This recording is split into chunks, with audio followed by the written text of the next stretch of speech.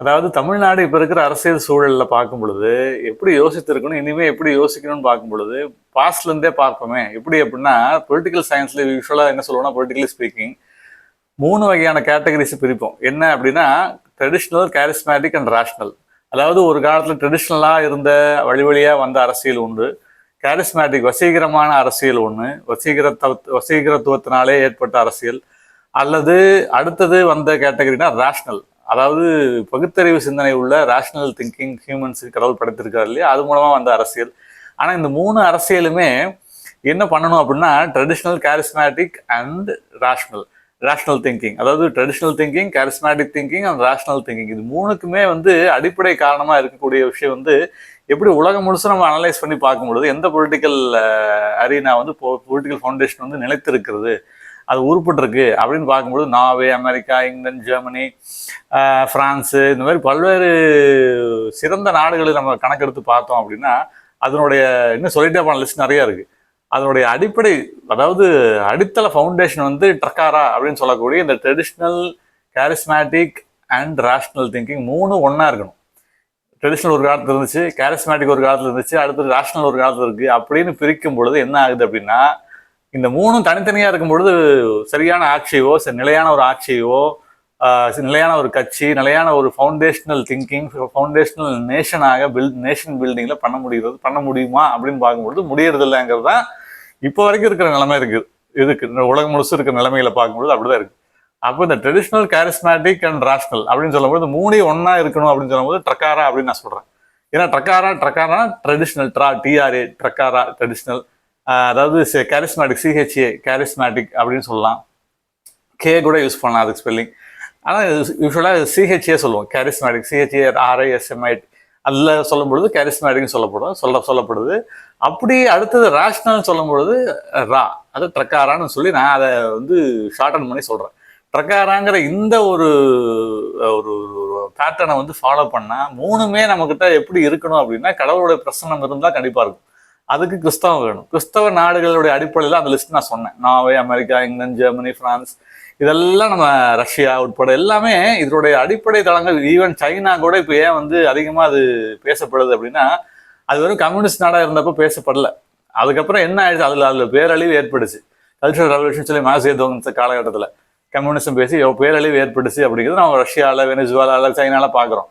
கிறிஸ்தவம் அப்படின்னு பேசும் பொழுது கிறிஸ்தவ அடிப்படையில் இந்த 3மே இருக்கும். கடவுளுடைய பிரசனம் இருக்கும் பொழுது, கர்த்தருடைய ஆவி இருக்கும் பொழுது, ஆவியானவர் நமக்குள்ள பரிசுத்த ஆவியானவர் இருக்கும் பொழுது என்ன இருக்கும்? 3மே இருக்கும். Traditional values, moral law, objective moral லா, நாம நேசிக்கிறது கூட பிறனையும் நேசின்னு சொன்ன பைபிள் வசனம். அப்படி இருக்கும் பொழுது ரோடு ஒழுங்கா போடுவோம், பாலம் ஒழுங்கா கட்டுவோம், ஊழல் செய்ய மாட்டோம், லஞ்சம் லாவல்யம் இருக்காது. அதே சமயத்துல லஞ்சத்துல ஆட்சி நடத்தணும், இல்லை மக்களுக்கு காசு கொடுத்து ஆட்சி நடத்தணுங்கிற முறை இருக்காது, அந்த கரப்ஷன்ஸ் இருக்காது. அப்போ லஞ்ச லாவணிகள் இல்லாத, பொய் சொல்லுகிற விஷயங்கள் தலைவர்கள் இல்லாமல், மாற்றி பேசுகிற தலைவர்கள் இல்லாமல், வாழ்க்கையில சொந்த வாழ்க்கையிலும் பர்சனல் லைஃப்லையும் பப்ளிக் லைஃப்லையும் ஒரே மாதிரியா வாழக்கூடிய ஒரு ஒரு சரியான பிலோசாபிக்கல் பேஸ்ல இருக்கக்கூடிய ஒரு அடிப்படை தத்துவம்ல இருக்கும் பொழுது அந்த நாடும் சரி, அந்த கட்சியும் சரி, அந்த ஆட்சியும் சரி நிலையான நிலைத்தன்மையோட இருக்கும். உதாரணத்துக்கு அவர் விஜய் குழப்பங்களே யோசிச்சு பாருங்களேன். முன்னாடியே அந்த கரூர் சம்பவம் நடக்காம இருந்திருந்தா, இல்லை அவருடைய பர்சனல் லைஃப்ல அந்த பிரச்சனைகள் சில விஷயங்கள் நடக்காம இருந்திருந்தா, அதை அவர் தவிர்த்திருந்தா, அவரோட சரியா ஹேண்டில் பண்ணியிருந்தா, வைஸ், விஸ்டம், நாலேஜ், அதான் rational thinking. Traditional moral values, கிறிஸ்தவ வேல்யூஸ் உலகம் முழுசும் நாட்டப்பட்டிருக்கிற விஷயங்கள். அதனாலதான் அது ஒவ்வொரு நாடுகளும் செழிப்படைந்திருக்குது. அந்த நாடுகள்லாம் பெர்ஃபெக்டா இல்லாமல் இருந்திருக்கலாம். ஆனா அதோடைய அடிப்படை ஃபவுண்டேஷன் கிறிஸ்தவத்தில் ஆரம்பிச்சு இப்போ அது எங்கெங்க போகுது, கோணமானையா போகுது அப்படின்னு இருந்தாலும் அது ஃபவுண்டேஷன் கிறிஸ்தவத்தில் ஆரம்பிச்சதுனாலதான் அந்த செழிப்பு உண்டாயிருக்கு. அந்த ஒழுங்கு அங்கே இன்னமும் செரிஷ் பண்ணப்படுது, மெயின்டைன் பண்ணப்படுது அங்கங்க. அது கம்பேரிட்டிவ்லி ஸ்பீக்கிங் நம்ம பின்தங்கிய நாடுகளோட கம்பேர் பண்ணும்போது கிறிஸ்தவ அடிப்படையில் செழிப்பாக உண்டாக்கப்பட்ட நாடுகள் தான் இன்னமும் பேசப்படுது, இன்னமும் நிலைத்து நிற்குது அப்படின்னு பார்க்குறோம். அப்படி இருக்கும் பொழுது ட்ரெடிஷ்னல், கேரிஸ்மேட்டிக், ரேஷனல் இல்லையா?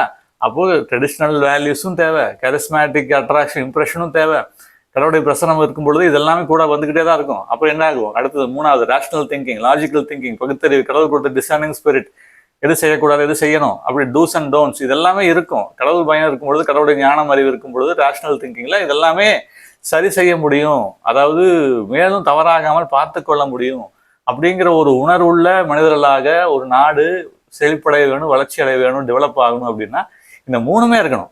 இது விஜய் ஆகலாம், எந்த எந்த அரசியல் தலைவராக, ஸ்டாலின் அவராக இருக்கலாம், எந்த ஒரு அரசியல் தலைவருக்கும் தேவையான இந்த மூன்று குணமும் அடிப்படையில் இப்போ எங்கிருந்து கிடைக்கும் அப்படின்னா பைபிள்லேருந்து தான் கிடைக்கும். அதுதான் ட்ரெடிஷ்னல், கேரிஸ்மேட்டிக் அண்ட் ரேஷனல்னு சொல்கிறோம். உலகம் முழுசும் நடத்தப்பட்ட ரிசர்ச்சில் நம்ம பார்க்குற வரலாறு படிக்கிறவங்களுக்கு தெரியும், ஹிஸ்டாரியன்ஸை நல்லா தெரிஞ்சு வச்சிருக்கவங்களுக்கு தெரியும், ஹிஸ்ட்ரியை தெரிஞ்சு வச்சிருக்கவங்களுக்கு தெரியும். இதை மூணையும் மெயின்டைன் செரிஷ் பண்ண முடிகிற ஒரு நாடு தான், அந்த சமுதாயம் தான். இது வரைக்கும் என்ன இருக்கு? Freedom of space, freedom of religion, இல்லையா, freedom of thought, freedom of expression, அதே சமயத்தில் discipline, moral law, objective law எல்லாமே மெயின்டைன் பண்ண முடிஞ்சிருக்குது. இதுதான் வரலாறு நமக்கு தொடர்ந்து சொல்லுகின்ற செய்திகளா இருக்கு. அதை நம்ம உற்று நோக்கணும், அதை ஃபாலோ பண்ணணும், ஒபே பண்ணணும், கோஆப்ரேட் பண்ணணும். அப்படிங்கிறது மிக முக்கியமான ஒவ்வொரு தனிமனித சிட்டிசனுடைய பொறுப்பா, ரெஸ்பான்சிபிலிட்டி இருக்கு. ஒவ்வொரு பொலிட்டிக்கல் அரீனா இருக்கக்கூடிய மனிதர்களுக்கு தேவைப்படுகிறது, இல்லையா?